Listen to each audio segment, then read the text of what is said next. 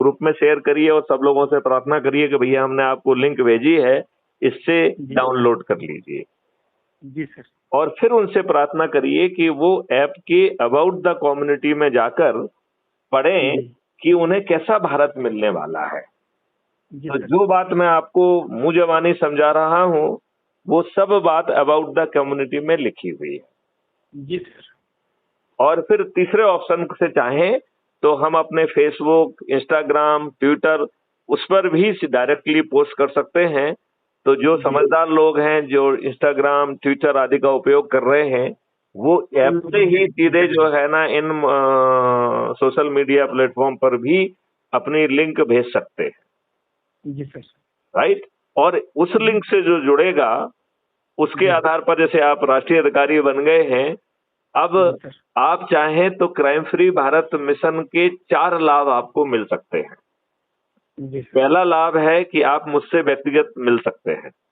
ये मैंने एक नया बंधन अभी डाला है अपना समय बचाने के लिए, ठीक है ना। जी दूसरा, आप यदि अच्छे भारत का संकल्प का समारोह करते हैं और उसमें जी। अपने राष्ट्रीय अध्यक्ष को यदि आप आमंत्रित करते हैं तो राष्ट्रीय अध्यक्ष मैथिली शरण गुप्त वचनबद्ध हैं वहां पहुंचने के लिए। जी सर। समझ गए ना। तो ये मेरा वचन है कि मैं पहुंचूंगा। जी सर। समझ गए ना। फिर तीसरा जो तभी आपने मुझे अवगत कराया था ये बात। अच्छा, फिर तीसरा जो बड़ा लाभ है वो है कि आप पद मांग सकते हैं। तो जैसे मान लो आप अमेठी में हैं, राइट, तो जी आप राज्य स्तर का, प्रदेश स्तर का जो भी आप पद चाहते हैं, जी जहाँ पे आपका जनरली मूवमेंट है, जहाँ पे आपका जुड़ाव है, उसके बारे में बताते हुए कि साहब मेरा जिला स्तर का जुड़ाव है, डिवीजन स्तर का जुड़ाव है या राज्य स्तर का जुड़ाव है और मैं इस पद के साथ न्याय कर पाऊंगा, तो वो पद भी आपको दिया जा सकता है। और जो चौथा सबसे बड़ा फायदा है कि आप क्राइम फ्री भारत मिशन को अपने ही से जुड़े लोगों का एक कक्ष जो है कार्यालय के रूप में उसको लगा सकते हैं। और उसका एक अभी पोर्टल बन रहा है जिसके माध्यम से बिना कहीं चक्कर लगाए हम 4 सर्टेनिटी के साथ अपने सभी लोगों के आंसू पोंछ पाएंगे। जी सर। हम संवैधानिक व्यवस्था के तहत जी राज्य सरकारों को बाधित कर मतलब उनको क्या कहना चाहिए कि उन्हें हम बाध्य कर पाएंगे कि वो अपनी कॉन्स्टिट्यूशनल रिस्पॉन्सिबिलिटी जो कि शेड्यूल 7 में लिस्ट 2 में दी गई है उसका पालन करें। अन्यथा राज्य सरकारें आर्टिकल 356 के तहत ध्वस्त हो जाएंगी। जी सर। कभी किसी ने इस हद तक जो है मॉडल नहीं बनाए हैं जिसमें राज्य सरकारें अपना कर्तव्य का निर्वहन ना करने पर संविधान में आर्टिकल 356 के तहत दी गई व्यवस्था में खुद नष्ट हो जाएंगी, खुद जो है बर्खास्त हो जाएंगी। ये पहली बार जो है ना एक क्राइम फ्री भारत के मॉडल में इतनी विस्तारित व्यवस्था छिपी हुई है। जी सर। तो आप अपने आंसू पहुंच पाएंगे, अपने लोगों के आंसू पहुंच पाएंगे और आपको जो अब आखिरी काम करना है और महत्वपूर्ण काम करना है, अपने जैसे हनुमानों को पहचानना है, उन्हें जगाना है और फिर उन्हें जो है ना इसी अपने जैसे काम में लगाना है और वो भी राष्ट्रीय अधिकारी बन के फिर ये चारों लाभ भी प्राप्त करें। यदि हम संकल्प के साथ प्रत्येक रविवार को इकट्ठे हो पाएंगे तो चंद दिनों में हमें 100 करोड़ होने से कोई नहीं रोक सकता है। जी सर। ये विकेंद्रीकृत नेतृत्व की व्यवस्था है। यदि मैंने आपसे ये मॉडल मैंने शेयर किया है नहीं किया अभी तक? शेयर किया सर। किया है। तो उसको आपने पढ़ा होगा कि हनुमान को पहचानना है, गांव स्तर का हनुमान होगा, पार्षद स्तर का हनुमान होगा, मेयर स्तर का हनुमान होगा, जिला पंचायत स्तर का भी जब हनुमान होगा जी।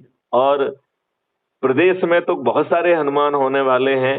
जो नंबर 1 पर आएगा वो मुख्यमंत्री और 2 और 3 पर आएगा वो उप मुख्यमंत्री और जो 15 से 45 के बीच में आएगा वो राज्य सरकार का मंत्री और जो 70 से 402 के बीच में आएगा वो विधायक भी बनेगा।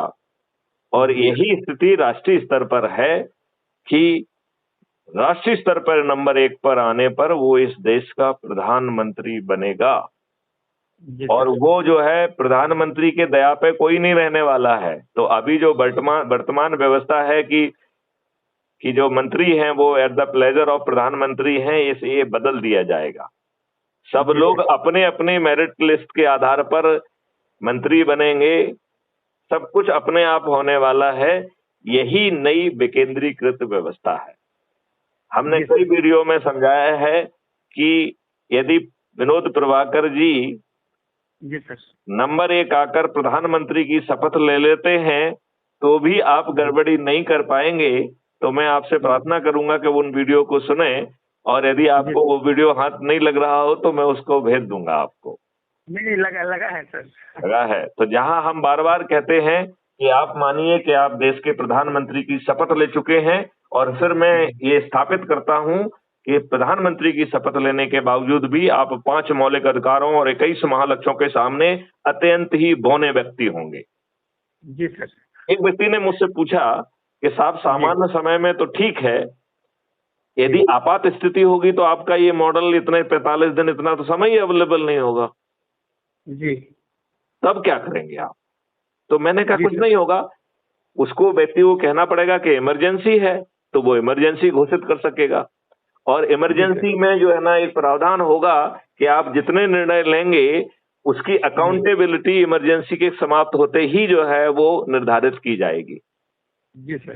तो यदि आप इमरजेंसी में अपने अधिकारों का दुरुपयोग करेंगे तो आपका जेल हो जाना सुनिश्चित है।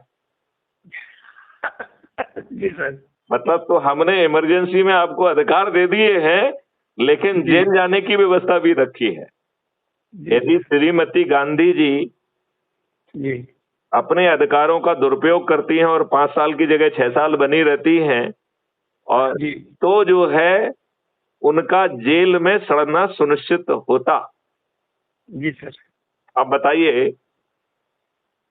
क्या आपको ये बात समझ में आई है कि कल आप विनोद प्रभाकर जी राष्ट्रीय स्तर पर अधिक से अधिक लोगों को जोड़कर नंबर 1 आने पर प्रधानमंत्री की शपथ लेने के बावजूद भी क्या आप इस देश को भ्रमित कर पाएंगे, बदमाशी कर पाएंगे, बक्कारी कर पाएंगे? यदि आपने वो वीडियो को सुना है तो मुझे बताइए।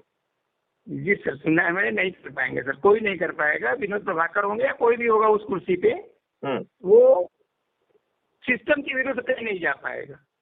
क्या आपको ये समझ में आया है कि आप गरीब इसलिए हैं कि आपके ऊपर जो विदेशी अर्थव्यवस्था थुपी हुई है? जैसे ही हम जो है ये नई जो है भारत विकास निधि, जिसे मैंने आज एक नया नाम दिया है आजाद हिंद रुपया,